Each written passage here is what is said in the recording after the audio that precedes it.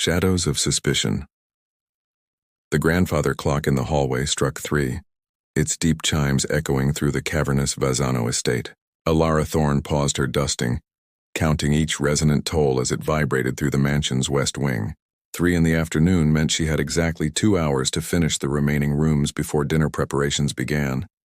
She tucked a wayward strand of honey-blonde hair behind her ear, adjusting the simple black uniform that still felt stiff and foreign against her skin after only a week of employment. The Vazano estate was unlike any place she'd worked before, a sprawling testament to old money and carefully guarded power, where whispers followed her like persistent shadows. Mind the study on the second floor, Mrs. Bellamy, the stern-faced housekeeper, had warned during Alara's orientation. Mr. Vazano doesn't appreciate disturbances when he's working. Everyone called him Mr. Vazano, though at 32, Dominic Vazano was hardly the aging patriarch the formal address suggested. He had inherited the family import business after his father's mysterious disappearance 3 years ago, a transition marked by 3 bloody months that the staff referred to only as the adjustment period. Alara gathered her cleaning supplies and moved toward the library, her footsteps silent against the polished marble. The household staff operated like ghosts, invisible and silent, particularly when the master was home. And Dominic Vazano was very much home today, having canceled his afternoon meetings for reasons no one dared question. As Alara approached the library's ornate double doors, she hesitated. The doors stood partially open, unusual for a room typically kept secured. Taking a steadying breath, she peered inside, prepared to retreat if the room was occupied. What she saw made her freeze in place. Dominic Vazano lay stretched across a leather chaise lounge near the window, apparently fast asleep. Sunlight streamed through the tall windows, casting his face in golden relief. In sleep, the hard lines of suspicion that usually marked his features had softened, making him look almost approachable. But what caught Alara's attention was not the sleeping man, but rather the items carelessly strewn across the mahogany side table beside him. A leather wallet lay open, revealing a thick stack of high-denomination bills. Beside it gleamed an expensive watch, its diamond-studded face catching the afternoon light. A small black ledger and a fountain pen completed the arrangement.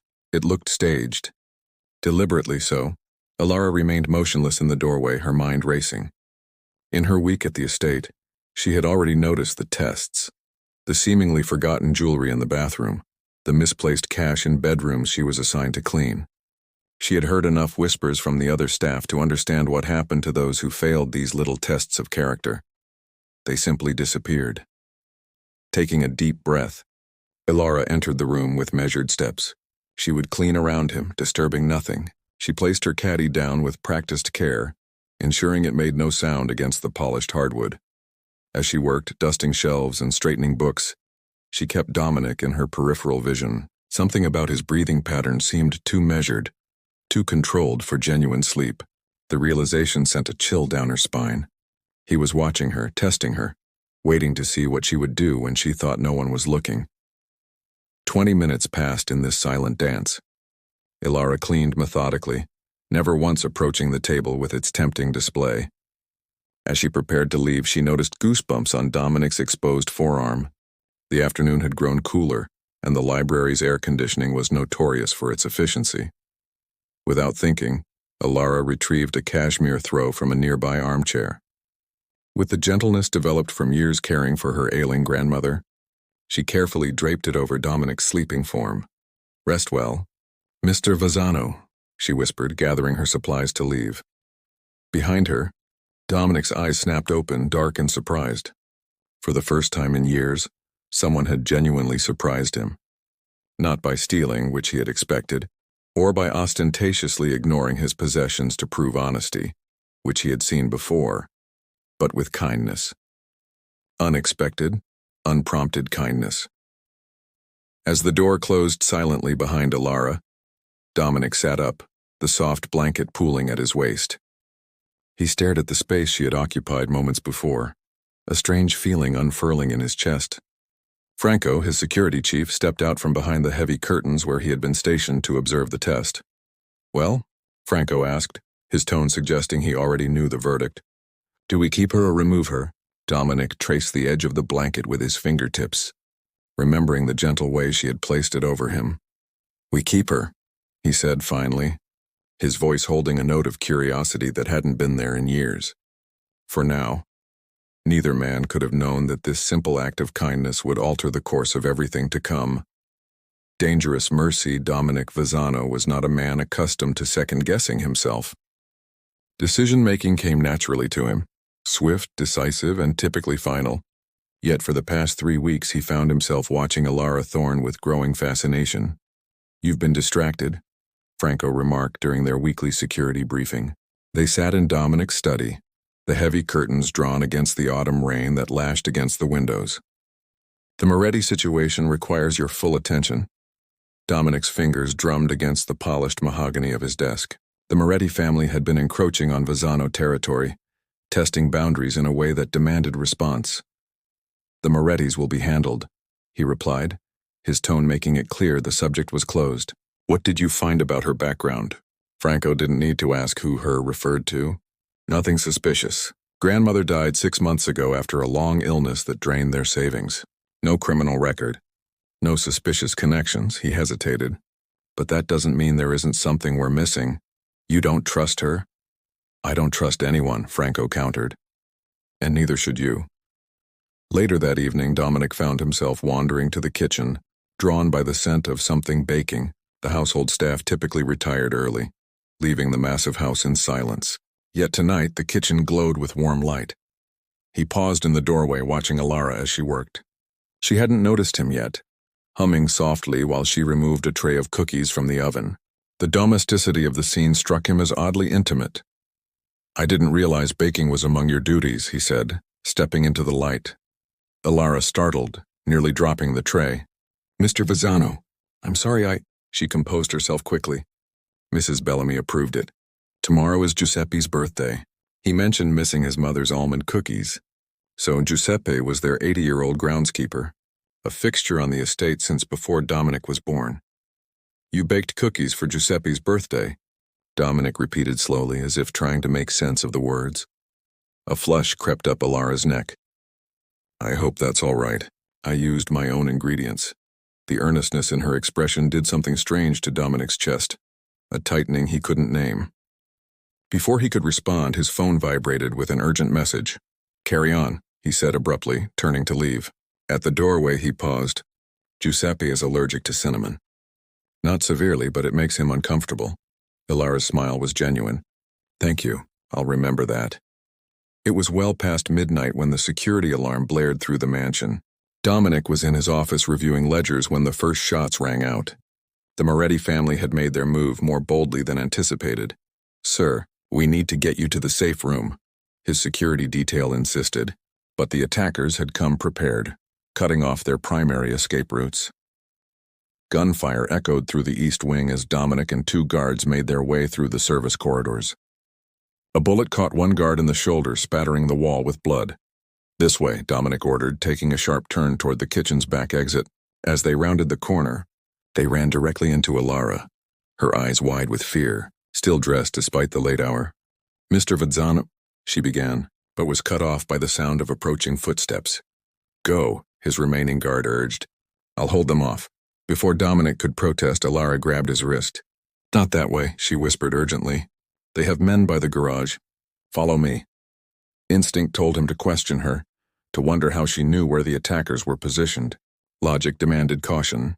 Yet something else, something he couldn't name, made him follow her as she led him through the darkened kitchen and into the butler's pantry. "There's a passage," she explained, pushing aside canned goods to reveal a small door built into the wall. "Mrs. Bellamy showed me during orientation. It leads to the old gardener's cottage." The passage was narrow and damp, forcing them to move in single file. Behind them, gunfire and shouting grew more distant. "How did you know they were by the garage?" Dominic asked, his voice tight. Alara's reply was matter-of-fact. "I couldn't sleep. I was looking out my window when I saw them position men there." When they emerged into the cottage, Dominic immediately went for the emergency phone hidden in a hollowed-out book. Within minutes, he had mobilized his secondary security team. "Why help me?" he asked while they waited. "You must know what I am, what my family does." Alara met his gaze unflinchingly. "I know enough. I also know you've been fair to your staff. That Giuseppe has worked here for 60 years because your family took care of. Or she played her part perfectly. Franco placed a file on the desk. There's something I held back about her background. Her father was Antonio Thorne. The name hit Dominic like a physical blow. Antonio Thorne had been an undercover federal agent who infiltrated the Vazzano organization years ago, ultimately testifying against Dominic's uncle. She's his daughter, Franco continued, and I don't believe in coincidences. Dominic stared at the file, the image of Alara gently draping a blanket over him weeks ago, contrasting sharply with this new information. What do you want me to do? Franco asked. For the first time in his life, Dominic Vazzano found himself utterly uncertain of the path forward. Nothing, he said finally. Not yet. Because despite everything his experience told him, despite the evidence before him, one question remained. If Alara truly meant him harm, why save his life at all? Broken chains. Rain pelted against the windows of the Vazzano estate, mirroring the storm brewing inside its walls. For 3 days since the Moretti attack, Dominic had kept his distance from Alara, watching her through security cameras, searching for signs of deception. She continued her duties as if nothing had changed, though the increased security presence throughout the mansion hadn't escaped her notice. She's making a call every night at precisely 9:17, Franco reported, sliding surveillance photos across Dominic's desk. From her room. The calls last exactly 3 minutes. To whom? A burner phone. Untraceable. Dominic stared at the images of Alara, her face tense as she spoke into her personal cell phone. The evidence was mounting, yet something still didn't add up. The FBI would have provided better cover, he mused. Her father's connection to me is too obvious. Unless that's exactly what they want you to think, Franco countered. Too obvious to be suspicious. That evening, as thunder rumbled overhead, Dominic made his decision. He would confront her directly, away from the eyes and ears of the household. He sent word through Mrs. Bellamy that Alara was to bring tea to the conservatory at 10 o'clock. The glass-domed room stood separate from the main house, connected by a covered walkway. Rain drummed against the glass ceiling as Dominic waited, the tropical plants creating a strange juxtaposition with the storm outside. When Alara entered, balancing a silver tea service, her eyes immediately registered that something was different. Place it there, Dominic instructed, gesturing to a small table. She complied, her movements careful but not fearful. When she finished arranging the tea service, she straightened and met his gaze directly. Antonio Thorne, Dominic said without preamble, your father. If he expected shock or denial, he was disappointed. Alara's expression showed only resignation, tinged with something like relief. Yes, she answered simply. An FBI informant who nearly destroyed my family. A man who did what he believed was right, she corrected quietly, and paid for it with his life. This was news. The official record stated that Antonio Thorne had entered witness protection after the trial. Explain. Witness protection wasn't enough. Your uncle's associates found him 6 months later. Her voice remained steady despite the pain evident in her eyes. I was 17. We had to start over with new identities. Again. Yet here you are, in my home, using your real name. A bitter smile crossed her face. Not by choice. My name, my real history, it was all part of the arrangement. What arrangement? The one that keeps my mother alive. Alara's composure finally cracked. They have her. The Moretti family. They discovered our new identities 8 months ago. Took her as leverage. Understanding dawned like a cold wave. The calls every night at 9:17, she nodded. Proof of life. 3 minutes to confirm she's still breathing. Her hands trembled slightly. They wanted information on your security, your routines. Access to the estate. The attack 3 nights ago. Yes, I was supposed to ensure the garage entrance was accessible. Instead, you saved me, Dominic finished. Why? Alara looked away, toward the rain streaming down the glass walls. I told myself it was because I couldn't have more blood on my hands. That one life for another wasn't justice. She turned back to him. But that wasn't the whole truth. Then what was? You weren't what I expected, she admitted. The staff here, they respect you, not just fear you. Giuseppe speaks of your family with genuine affection. Mrs. Bellamy says you personally drove her grandson to his first day of school because she was too emotional. Her voice softened. The man who pretended to sleep just to test me, but who also makes sure his oldest employee gets birthday cookies without cinnamon. The space between them seemed charged with unspoken possibilities, with choices not yet made. The Morettis will kill my mother when they realize I've betrayed them, Ilara continued, her voice barely above a whisper. I've accepted that. I just ask that you make it quick when you decide to do the same to me. Dominic studied her face, searching for deception and finding only resigned courage. In that moment, he made a decision that would alter the course of both their lives. Franco, he called out. The door opened immediately, revealing his lieutenant. Ilara's shoulders tensed, but she didn't flinch. Prepare the recovery team, Dominic ordered. Full tactical. I want satellite surveillance on all known Moretti properties. Find her mother. Franco's surprise lasted only a fraction of a second before he nodded and withdrew. Ilara stared at Dominic, disbelief warring with fragile hope. Why would you help me? She asked. Because people are more than the worst things about them, he replied, echoing her words from the night of the attack, and because I understand family loyalty better than most. 2 weeks later, as dawn broke over the Vazzano estate, a black SUV passed through the gates. When it stopped at the front entrance, Ilara was waiting, her face showing the strain of sleepless nights and anxious days. The rear door opened, revealing an older woman with Ilara's honey blonde hair, streaked with silver.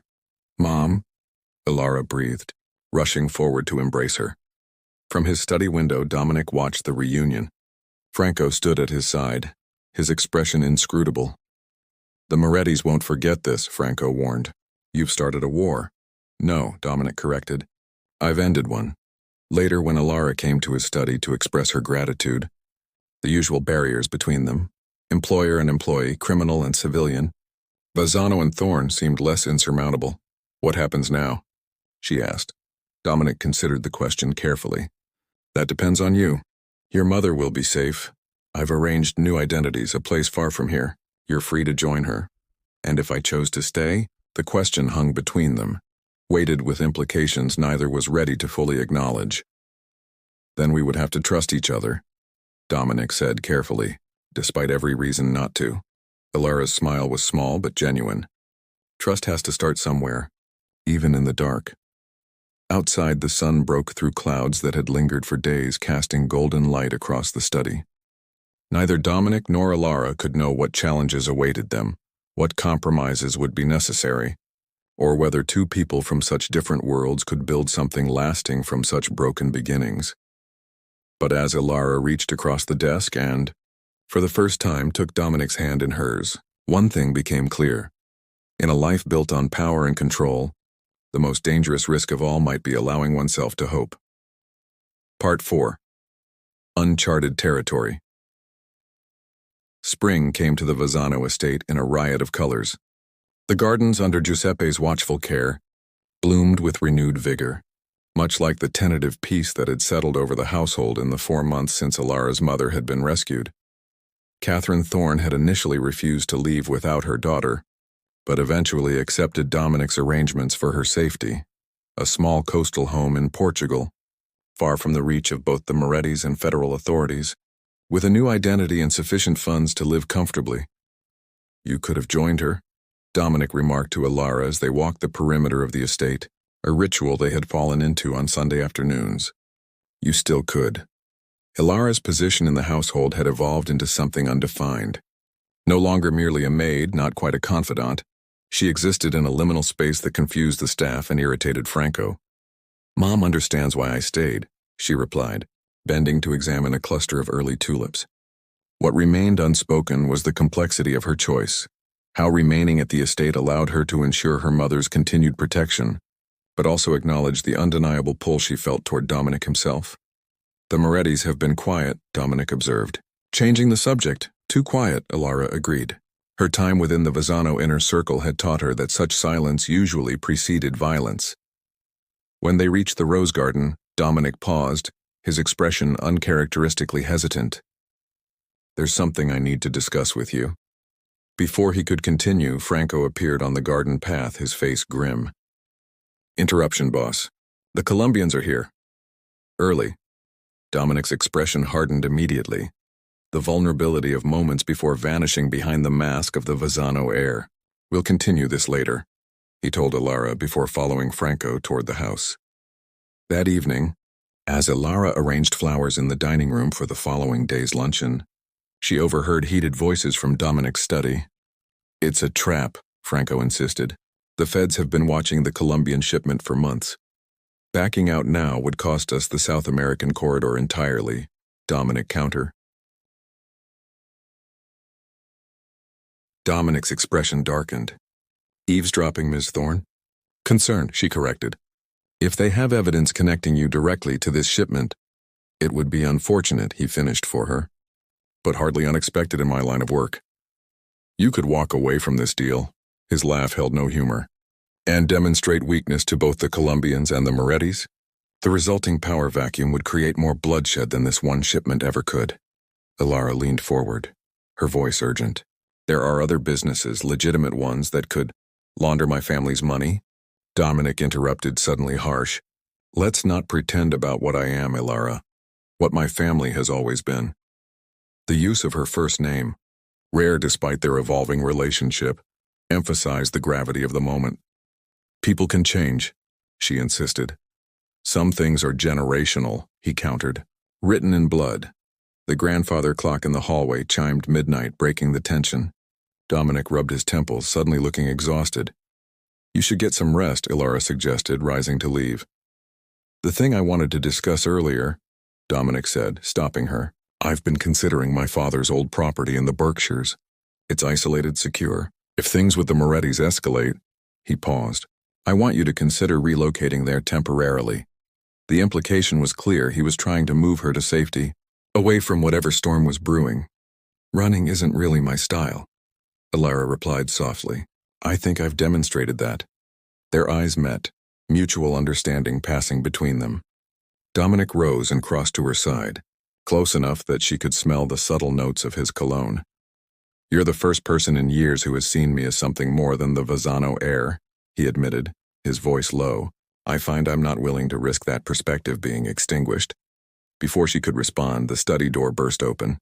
Franco stood in the doorway, tension radiating from every line of his body. "We have a problem," he announced. "The FBI just raided the Port Authority. They've seized the shipment arriving tomorrow, and they have someone in custody who's already talking." Dominic's expression shifted instantly, the vulnerability of moments before replaced by cold calculation. "Get the lawyers on the phone. Move everything from Warehouse 3. And put Santiago on the next flight out." As Franco hurried to comply, Dominic turned back to Ilara, his eyes now guarded. "It seems we'll have to postpone our discussion." But Ilara had already made her decision. Reaching into her pocket, she withdrew a small USB drive and placed it on the desk between them. "What is this?" Dominic asked, suddenly wary. "Everything the FBI has on the Colombian connection," she replied steadily, "including the name of their informant." Dominic stared at the drive, then at her, shock evident in his expression. "How did you get this?" "I may have mentioned my father was FBI," Ilara said, a ghost of a smile crossing her face. "I didn't mention that before he went undercover. He taught me a few tricks about their database security. Skills I've maintained." The implications hung in the air between them. She had potentially committed federal crimes to protect him, crossing a line that could never be uncrossed. "Why?" Dominic asked, the single word laden with meaning. Ilara met his gaze unflinchingly. "Because sometimes you have to choose a side, and I've chosen mine." In that moment, as Dominic reached not for the USB drive but for her hand, both recognized that whatever path lay before them, they would walk it together, into unknown territory where trust and betrayal, loyalty and love, would be redefined by their own making. Redemption's price. Summer blazed across the Vazano estate, the heat wave mirroring the intensity of the past 2 months. The FBI raid had resulted in arrests of lower-level associates, but thanks to Ilara's intelligence, Dominic had remained untouched. The evidence against him mysteriously corrupted in the federal database. The Colombian shipment had been rerouted and received without incident, cementing Dominic's reputation for resourcefulness. Yet the close call had catalyzed something in him, a restlessness, a questioning of patterns long established. The eastern territories are now secured, Franco reported during their morning briefing in Dominic's study. The Moretti influence has been contained to their traditional neighborhoods. Dominic nodded absently, his attention on the architectural plans spread across his desk. And the property acquisitions? Moving forward, we've secured 3 of the 5 waterfront lots, all through separate shell companies as instructed. What? Franco didn't ask what no one dared ask was why Dominic Vazzano was suddenly investing so heavily in legitimate real estate development when such enterprises had always been merely a front for the family's true business. From her new position as Dominic's unofficial advisor, Alara watched this transformation with cautious optimism. Her decision to hack into federal databases had crossed a moral line she had once thought immutable, yet she couldn't bring herself to regret it. In protecting Dominic, she had chosen a loyalty that defied easy categorization. Their relationship had evolved, too, shifting from tentative trust to something deeper. The household had adjusted to seeing them together, in the library late at night, walking the grounds at dawn, heads bent close in private conversation. What began as mutual respect had blossomed into genuine affection, though both were careful to maintain professional boundaries in public. On a sweltering August evening, as they sat on the terrace watching heat lightning flicker across the distant sky, Dominic finally shared his vision. 5 years, he said, tracing the condensation on his glass. That's what I need to transition the majority of our operations into legitimate businesses. Alara studied his profile, noting the determination in his jaw. The family won't accept it easily. Some won't accept it at all, he acknowledged. Uncle Paolo, Cousin Vincent, they're too entrenched in the old ways. And Franco? Dominic's expression softened slightly. Franco goes where I go. Always has. A comfortable silence settled between them, broken only by the chorus of evening insects. My father tried something similar once, Dominic continued eventually. After my mother died, he wanted to create something she would have been proud of. His voice grew distant. The old guard sabotaged him. Arranged the federal investigation that your father helped build. The mention of her father no longer carried accusation, merely acknowledgement of their intertwined histories. What's different now? Alara asked gently. Dominic turned to her, his gaze intense in the fading light. I have something worth changing for. Before she could respond, the French doors to the terrace burst open. Franco emerged, his expression grim. We've got movement on the Moretti front, he announced. They've taken out 2 of our distribution centers in the past hour. The peaceful moment shattered, replaced by the familiar tension of impending conflict. Dominic was on his feet immediately. Casualties? 3 of our men, several others injured. Franco glanced at Alara before continuing, and they left a message. About her. Dominic's expression hardened. Show me. Inside his study, Franco played security footage from the second attack. As the Moretti soldiers retreated, one spray-painted a message across the warehouse wall. Thorne's daughter pays for betrayal. They know she helped rescue her mother, Franco explained unnecessarily. And about the FBI intelligence. Alara's face remained composed, though her hands trembled slightly.